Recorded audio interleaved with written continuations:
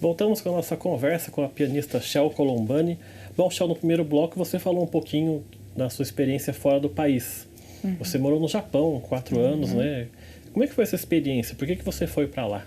Eu fui lá porque eu casei com uma pessoa que era o clássico, né, do brasileiro que vai morar no Japão. E lá eu tive um contato muito grande com a música, mas porque o japonês em si, ele é muito musical, né?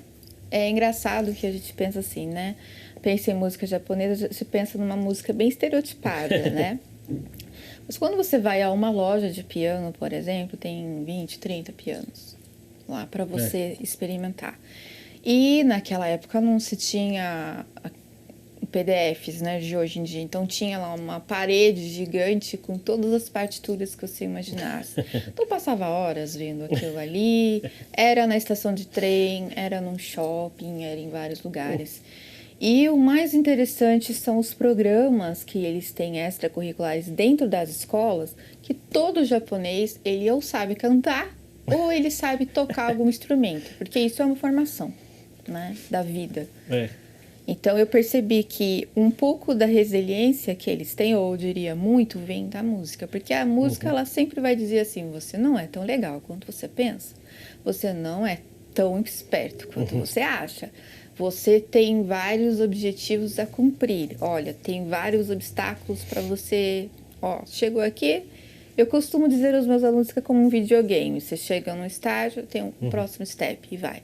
E lá no Japão tinha assim, como é um país muito, por metro quadrado, muito caro, então tinha estúdios basicamente iguais a esses, mas de vidro, assim, até interessante, que você paga por hora.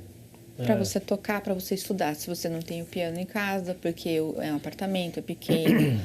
E a questão do barulho, né? Eles são muito atentos a isso. Uma das coisas que eu privo e aprendi muito, né? O respeito ao que o outro está escutando. Se eu estou escutando uma coisa, você não é obrigado a escutar. Então, o fone de ouvido é uma coisa muito presente também.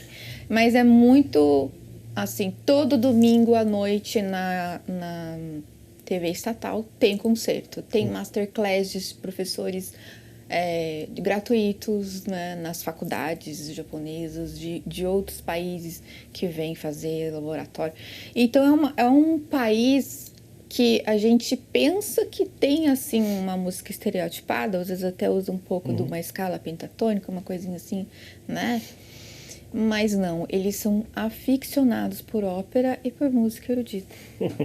E canto coral. Lá tem muito competição de canto coral. Tem? Muitos torneios, assim? Torneios, assim, de uma escola competir com a outra. E trabalha várias coisas, né? Trabalha a questão de equipe, trabalha o ouvido, né? O seletivo, você ouvir somente você, para que todos possam ouvir todos, a benevolência, eu canto baixo para que o outro cante como eu. Então tem muito essa coisa da benevolência dentro do que eles mostram muito, né? A questão do direito e dos deveres de cada indivíduo dentro. E a música faz muita parte disso. E você, em relação a costumes, a rotina, se acostumou de imediato com o Japão? Olha, eu, por ser criada muito mais rígida, como eu disse para você, o mundo erudito, ele é muito disciplinador, né? O mundo erudito. Eu sou pianista erudita. Se você fala popular, é uma coisa mais, tipo, bossa nova, uma coisa praia, né? Vou caminhar na praia e tal. Não, o erudito é ou não é. Entendeu? Então, lá no Japão é a mesma coisa. Se eu marquei com você 13, 15, eu vou chegar 15 minutos pelo menos antes. Não existe 13 e 16, ou 13 e 17. Não existe isso. Então, a minha pergunta devia ser o contrário. É difícil se acostumar com o Brasil, né? Isso é muito complicado. Você chega num médico aqui, por ordem de espera, você vai ser atendido lá, não sei aonde, né? Eu não sei nem por que marca uma hora aqui. É muito assim. Então, lá não existe isso. Se você não tem essa de tolerância de 5 ou 10 minutos. E eu não tive muito problemas em me adaptar, porque era um ambiente muito eruditizado, né? Eles têm uma questão de sempre estar estudando, nunca acaba estudar, né? É muito disciplinador, não é? Acho que eu trabalhava 16, 14, 15 horas por dia, né? Trabalhava às vezes à noite, trabalhava de dia e eu sou uma pessoa notívaga, então para mim trabalhar à noite não foi nenhum problema.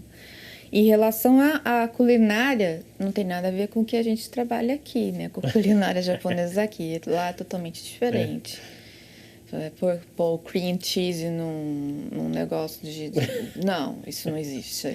E com o idioma, você teve dificuldade? Não tive. Não tive porque, na verdade, eu sempre fui um pouco autodidata. Então, antes de ir, eu já tinha me preparado. Como você tem três tipos de escritas, o hiragana, katakana e o kanji, então eu sabia um pouco dos kanji, né, que são mais de 1000, e o hiragana e o katakana me virava bem. Então, no mercado, eu tive meu filho lá, né, meu filho nasceu lá. Então, eu não tive muitos problemas. E questão da convivência também, são muito sisudos. Então, para mim, que vim do mundo erudito, era muito cômodo. E você trabalhou dando aula de música também? Eu trabalhei em fábrica. E também trabalhei dando aula. Para brasileiros, né? Para brasileiros, brasileiros morando no Japão. Que é uma grande dificuldade, que nem todo brasileiro lá fala a língua, mas os termos técnicos, né? Da música é um pouco bem diferente. Você teve outras experiências fora do país, além do Japão? Sim, eu estive em 2019, eu estive com Eduardo Jiménez, que é um grande tenor lírico em Barcelona, e fui fazer uma aula com ele de correpetição, né? O Rodrigo foi cantar, ele cantou, eu também cantei, na verdade eu não sabia que eu cantava, mas o Rodrigo me ensinou que eu sabia cantar. Você sabe cantar. E aí, eu realmente peguei gosto pela coisa. Então, hoje, além de preparadora vocal do coro jovem, né? Eu também faço a parte do piano. Então, você é pianista e cantora. Hoje, atualmente, sim. E você e o Rodrigo se conhecem no meio musical mesmo? Olha, tem uma pessoa em específico que, na verdade, músicos deveriam casar com músicos, né? Mas tem um amigo nosso que foi assim, a gente fala que foi meio padrinho nosso. Ele é o Thiago do violoncelo. Não sei se você conhece esse daqui. Ele faz bastante trabalhos voluntários. E ele era nosso amigo no Facebook em comum. Então a gente se conheceu por ali e logo surgiu vários trabalhos para a gente fazer no meio musical e acabamos unindo as nossas vidas. Mas daí é assim, música o dia inteiro em casa, discutindo música, falando disso? Ou olha, tem uma hora que vocês falam de, sei lá, outra coisa? Basicamente, a gente ou tá falando de música, tá falando de coral. Então. Né? Não tem muito o que fazer. Porque, na verdade, o mundo tá tão politizado e a música é a nossa salvação. Né? Então, política é uma coisa que nós não conversamos, não falamos. E sempre tem aquela coisa, né? Você viu aquele vídeo que eu te mandei? Mas você não vê nada que eu te mandei. Aí você vai lá ver, tem uma lista, assim, de coro e cantor e técnica vocal. Aí eu mando pra ele, ele manda pra mim. Mas é assim, a gente acabou unindo mesmo. Levar trabalho pra casa, esses negócios. A gente não vai pra casa. A gente não vai pra casa. Eu costumo dizer que a gente mora no trabalho, porque assim, quando você faz o que gosta, não é um peso. Então, os meus alunos, por exemplo, eles me mandam mensagem 10, 10 e meia, 11, porque a vida é tão corrida e eles, às vezes, só têm aquele horário para estudar. Então, eu atendo, falo, não, tá certo, tá errado, tá ok, então não tenho por que não atender. Se tá falando de música, eu vou falar. Já você tem com o Rodrigo uma escola, né, que você estava falando agora, do coral, um ateliê. E hoje você atende quantos alunos, mais ou menos, lá? De faixas etárias diferentes ou não? Como é que funciona? Olha, eu trabalho com crianças, né, adultos e idosos. Mas eu também tenho um aluno surdo, tenho um aluno com TDAH, eu tenho um aluno com... Já tive um aluno com Asperger. Atualmente estou fazendo uma especialização no espectro autista. E já dei aula para síndrome de Down também, lá em São José. E é muito legal você trabalhar com esse público. Acho que a música transforma um pouco, né? olha, ela não transforma só a pessoa, ela faz você valorizar as pequenas conquistas da vida, sabe? Porque eu acho que o meu melhor aluno é o meu aluno surdo. Você entende? O Miqueias, ele é surdo, mas assim, ele me ensinou um pouco de Libras, mas quando ele veio comigo, eu não sabia nada de Libras. Sabe quando você aceita um desafio mesmo? Eu não sabia nada de Libras, ele não sabia nada de música. E aí a gente foi ensinando, a mãe dele também ali acompanhava. Hoje ele não vai mais com o intérprete. E ele é muito engraçado, muito bem-humorado. Nunca vi ele mal-humorado. Ele sempre tá fazendo piada com a minha cara. E a gente tá sempre tocando junto. E o mais legal é que ele diz que ele sente a música. Então, a música é uma vibração, né? São sons, é uma vibração. Então, é como se fosse uma energia nuclear ultrapassando o seu corpo. E é o meu melhor aluno, porque ele sabe quando ele errou. E ele não ouve, mas é visual. Então, ele sabe quando dá tempo, ele sabe nome de nota. Tem vídeos dele no Instagram, né, do ateliê. Então, é o meu melhor aluno, porque com todas as dificuldades que a vida trouxe, ele soube fazer muita coisa. Ele fez técnico, ele fez Instituto Federal. Uma pessoa, imagina, que é ouvinte, a gente se limita. Não vou estudar porque eu tô sem tempo. Não vou estudar. E um que não é ouvinte por nascença, porque tem a diferença, né? É assim, sensacional, sabe? Eu privo muito por ele, eu agradeço a Deus por ele ter entrado na minha vida, e a mãe dele também, né, por ter colocado e incentivado ele. E ele fala que os sons agudos machucam o ouvido dele, e olha só, ele não é ouvinte. Então, ou seja, ele faz assim, né, que sente o sinal de Libras para sentir. Ele põe os 2 pés ali embaixo do piano e ele sente a vibração do som.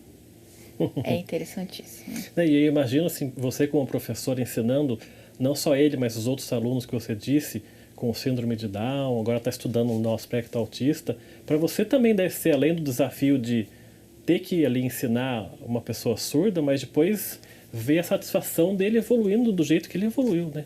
É a primeira vez que ele tocou a musiquinha dele inteirinha, ele pulava, né? E eu com ele, e a mãe dele chorava. Então a gente... são coisas que dinheiro nenhum paga. Não tem... no momento, eu não trocaria a minha profissão por nada. As pessoas falam assim, olha, lidar com pessoas especiais, eu não digo que eles são especiais, eles são essenciais para a nossa vida, para o nosso aprendizado, né? Porque ninguém é igual a ninguém. Não é verdade? Então, se você tem um surdo, precisa ter Libras para ter um surdo, né? Você precisa ter um profissional que saiba lidar com um Asperger, um Down, para eles terem acesso a você. Às vezes é só questão de coragem mesmo, ou de um preconceito. Eles não vão conseguir, eles não vão. E às vezes não. Você entra e fala, não, vamos ver no que vai dar, e dá uma linda história. Tá certo, vamos fazer então mais um intervalo aqui no nosso programa. O Gente em Destaque volta daqui a pouco, até já.